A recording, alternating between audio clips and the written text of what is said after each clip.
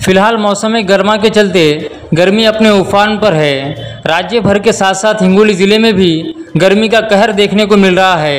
पारा 42 दर्जे के पार पहुंच चुका है, तो वहीं गर्मी के कारण लोग काफ़ी ज़्यादा परेशान हैं। ऐसे सख्त गर्मी के मौसम के बीच खुद को कैसे सेहतमंद रखे, इसको लेकर हमने कलमनुरी शहर के डॉक्टर इल्ली कदम से बातचीत की।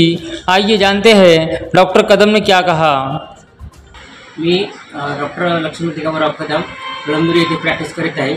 सध्या जो काही तापमान वाढ झालेली आहे, याच्यामध्ये 44 डिग्री सेल्सिअस हे तापमान वाढ झालेलं आहे। याच्यामुळे लोकांनी उष्माघात होण्याचे चान्सेस जास्त आहेत। त्याच्यामुळं प्रत्येकाने आपण जर काम असेल तरच उन्हामध्ये जाणं आवश्यक आहे, नाहीतर अन्यथा टाळणं ही चांगली गोष्ट आहे। प्रत्येकानं आपल्या घरामध्ये फॅन किंवा कूलर लावून हवेशीर आरामात घरी आराम करणं आवश्यक आहे। दुसरी गोष्ट, जर समजा आपल्याला बाहेर जायची इच्छा असेल तर प्रत्येकाने आपले पांढरे कपडे आणि पांढरा रुमाल हे डोक्याला घालणं आवश्यक आहे। तिसरी गोष्ट, घरी आल्यानंतर तुम्ही जर उन्हामध्ये कामच खरी केलं तर घरी आल्यानंतर प्रत्येकाने ORS पावडर किंवा गूळ आणि पाणी हे पिणं सुद्धा आवश्यक आहे। या साध्या उपचारानं आणि घरी जर उन्हात कामच केलं तर घरी आल्यानंतर सुद्धा थंड पाण्याने आंघोळ केली तर सुद्धा चांगली गोष्ट राहील। असे हे जे काही उष्माघात या गोष्टीमुळे टाळू शकते।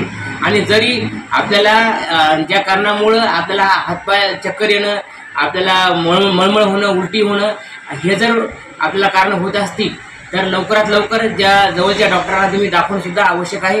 कारण उष्माघातामुळे सुद्धा मृत्यूचं प्रमाण सुद्धा होऊ शकतं। याच्यामुळं आपले जे काही जवळचे डॉक्टर आहेत त्यांना आपलं दाखवणं आवश्यक आहे। त्यानंतर या उन्हाचा जो काही पारा हा 44 डिग्री सेल्सिअस झालेला आहे, त्याच्यामुळं प्रत्येकानं उन्हामध्ये जाण्याचं प्रत्येकानं टाळावं। पण जर काम असेल तर आपल्या डोक्याला रुमाल आणि पांढरे कपडे घालणं सुद्धा आवश्यक आहे।